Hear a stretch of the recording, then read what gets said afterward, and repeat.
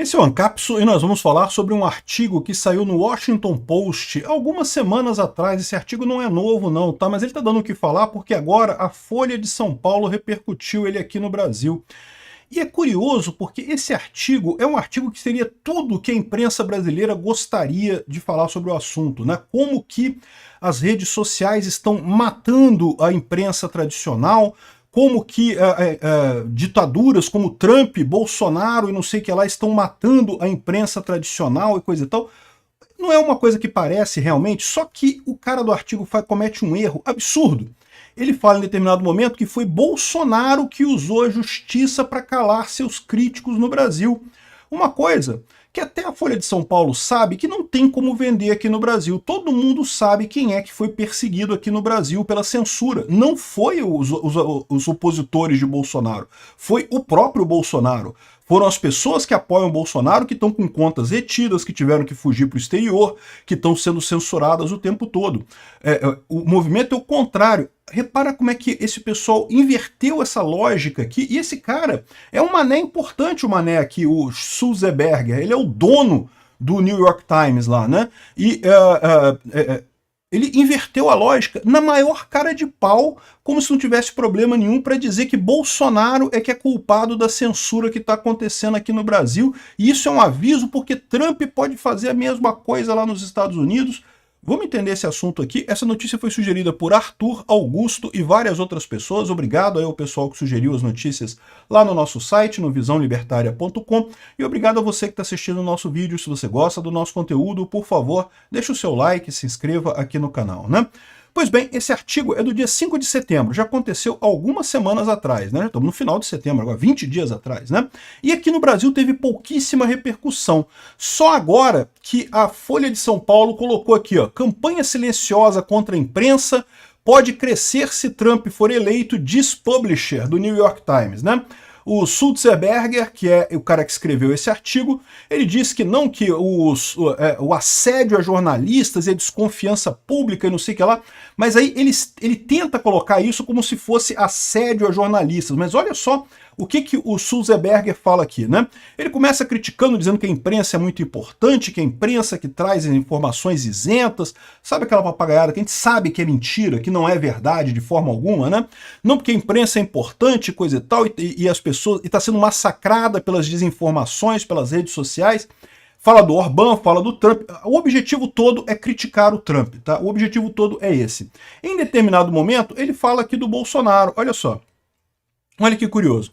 No Brasil, frequentes abusos do sistema judicial pelo presidente Jair Bolsonaro e seus aliados foram considerados assédio judicial, né? Eles entraram com vários processos contra jornalistas, aqui está dizendo, e isso acabou aumentando, né, o número de processos dos jornalistas e não sei o que lá, e no final das contas não teve nada. E o mais engraçado é justamente a questão deles ignorarem o contrário da coisa, que é o que o Lula fez, o que o STF fez, né, que é muito mais sério do que o que foi feito. Parece que teve um caso assim. O Fernando Schuller fala aqui na Veja, né, que a grande curiosidade desse artigo é justamente quando ele fala sobre o Brasil aqui, ó, dizendo que não, Bolsonaro seria o grande vilão dessa história, coisa e tal, sendo que, caramba, a gente que está aqui no Brasil, a gente sabe o que está acontecendo, não tem nada a ver com isso, é o contrário exatamente, né? Quem está sendo perseguido aqui é o pessoal favorável a Bolsonaro, é a direita que tem um monte de gente na cadeia por motivos aleatórios, é o Bolsonaro que está inelegível por motivos aleatórios, é um monte de gente da direita que está no exterior, que se exilou por motivos aleatórios, um monte de gente que não pode falar aqui no Brasil por motivos aleatórios também.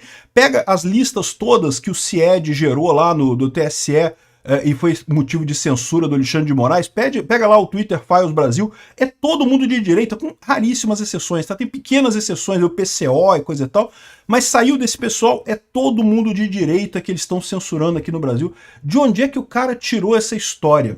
Mas eu vou tentar explicar para vocês por que ele vê dessa forma, né? Porque o cara tá confundindo uma coisa com a outra, não de forma inocente. Isso não é uma confusão inocente na cabeça dele, é uma confusão intencional com o interesse dele. Qual que é a confusão que ele está fazendo? A mídia tradicional está sob pressão? Sim, está sob pressão por um motivo muito simples. O modelo de negócio deles mudou. O modelo de negócio antigo da imprensa não funciona mais. Por que se comprava jornal no Brasil há 20 anos atrás? Para você saber das notícias. Se você não comprasse jornal, você não teria as informações do que estava acontecendo, né? O rádio dá alguma informação, a televisão dá alguma informação, mas era sempre uma coisa muito por alto e coisa e tal. O jornal é onde você pegava o detalhe da notícia, você sabia exatamente o que aconteceu, quem estava acusando o que de quem, não sei o que lá, onde você tinha o detalhamento da notícia ali de uma forma ampla, né, mais detalhada. Então, você comprava jornal no passado pela notícia, você queria saber, não tinha outra forma de você saber da notícia, a não ser nos jornais. Era realmente, houve uma época que era importantíssimo você ter jornal, de preferência mais de um, né? Eu mesmo assinava vários jornais uma época, e assinava revistas também, fui assinante da Veja, fui assinante da Folha de São Paulo, fui assinante do Globo, e justamente para isso, porque você precisava ter a informação. A maneira que você tinha informação era através dos jornais.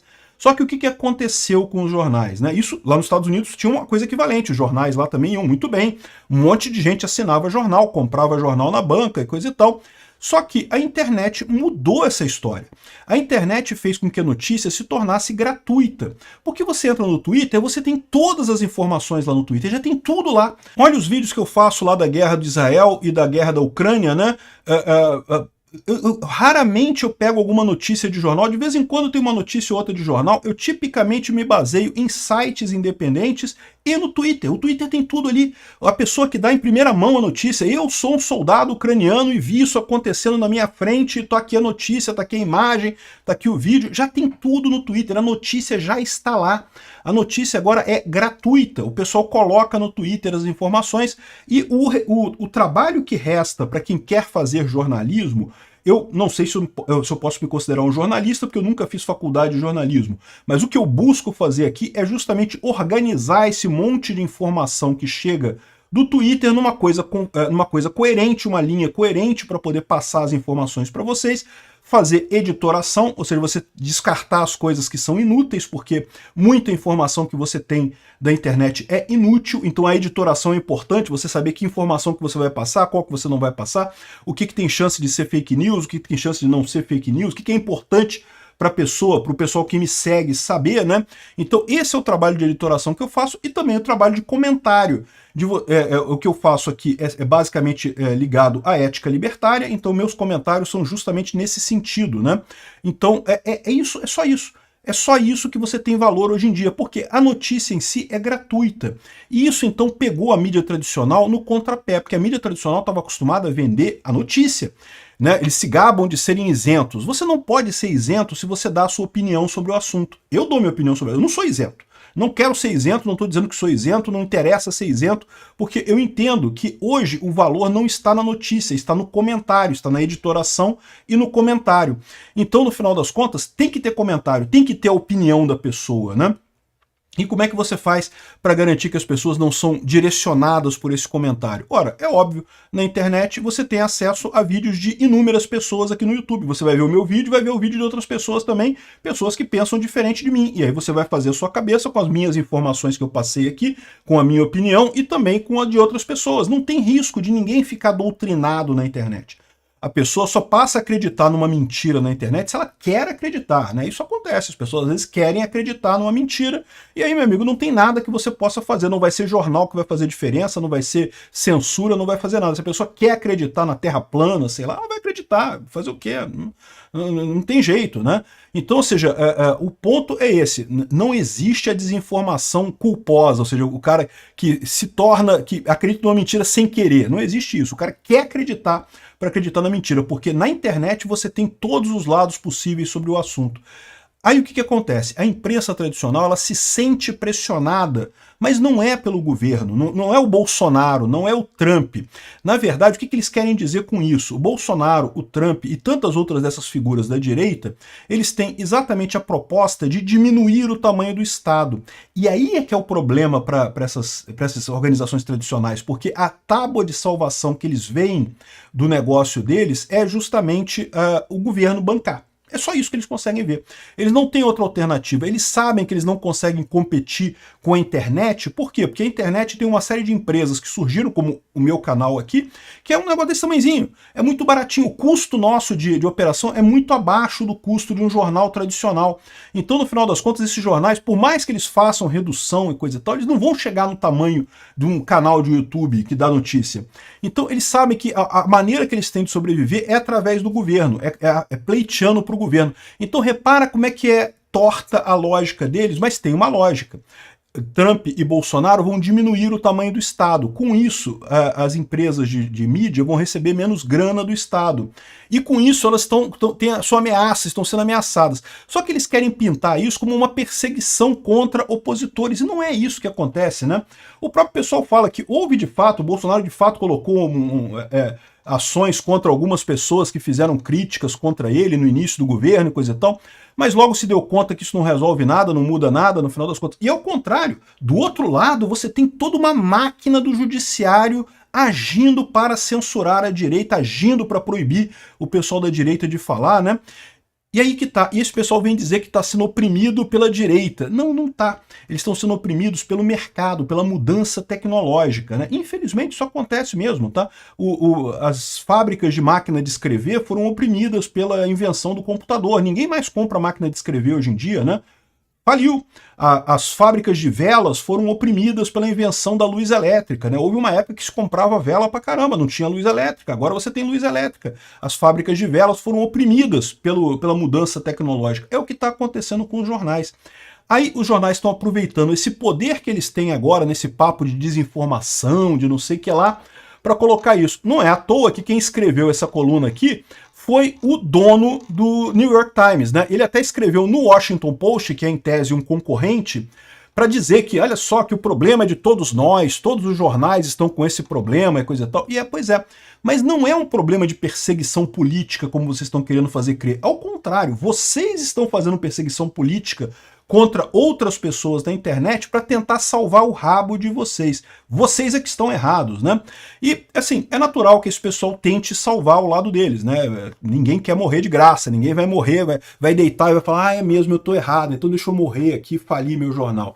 Não vai ser assim que vai acontecer, eles vão continuar lutando. A questão é que é uma luta inútil, tá? Esse pessoal, por mais que tente fazer com que o governo queira ajudar a imprensa e coisa e tal, e a imprensa é importante, né? O pessoal coloca aqui, ó, um bem precioso. Sem a imprensa, quem investigaria corrupção e outros delitos quando os órgãos governamentais se mostram lentos e negligentes? Olha, na internet já tem um monte de gente fazendo isso, tá? Tem vários jornais por aí criados na internet que têm feito pesquisa que eu diria que é muito melhor do que dos próprios jornais, né? Eu tenho que tirar o chapéu para a Folha de São Paulo, no caso lá da Vaza Toga, mas o David Agape lá e o Eli Vieira com a questão do Twitter Files Brasil, pô, fizeram uma reportagem excelente, um trabalho excelente de levantamento, e aí eles falam aqui que não, porque a imprensa pode ser, a imprensa não vai ter a verdade sendo revelada. Não, meu amigo, quem revela a verdade hoje, com raríssimas exceções, já são as redes sociais. Isso mostra mais uma vez como a imprensa ficou obsoleta, porque ela está presa num modelo de negócio velho que simplesmente não funciona mais, né?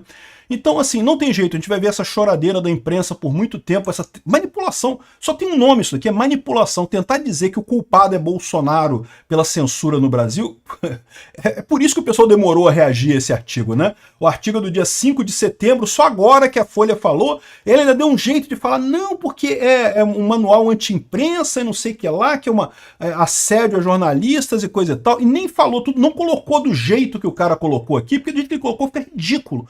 Dizer que a censura no Brasil é culpa de Bolsonaro, pô, pelo amor de Deus, todo mundo aqui no Brasil percebe o que está acontecendo, né? O Bolsonaro é o perseguido aqui no Brasil. Mas é isso que é o motivo. Eles se sentem pressionados pela morte da imprensa. A imprensa está morrendo. Não tem problema. Está surgindo uma nova imprensa aqui na internet. Somos nós. É a gente mesmo que está surgindo aqui. E um monte de jornalistas, inclusive, que vieram da imprensa antiga, que estão vindo para a internet também e estão fazendo trabalhos excelentes dessa forma. E é assim que vai surgir. A empresa jornal, o jornal como uma grande empresa vai sumir e vão ter jornalistas independentes ou em pequenos grupos, pequenas entidades fazendo jornalismo, né? Olha só, mais uma vez aquilo que eu sempre falo para vocês, informação abundante para todo mundo faz com que grandes hierarquias desabem e você comece a ter a mesma coisa sendo feita por grupos menores, descentralizados e distribuídos.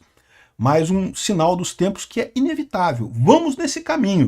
O pessoal pode chorar, o dono do New York Times deve chorar mesmo, pode chorar aí, meu amigo, você está chorando com justiça, mas pode saber que não tem volta não.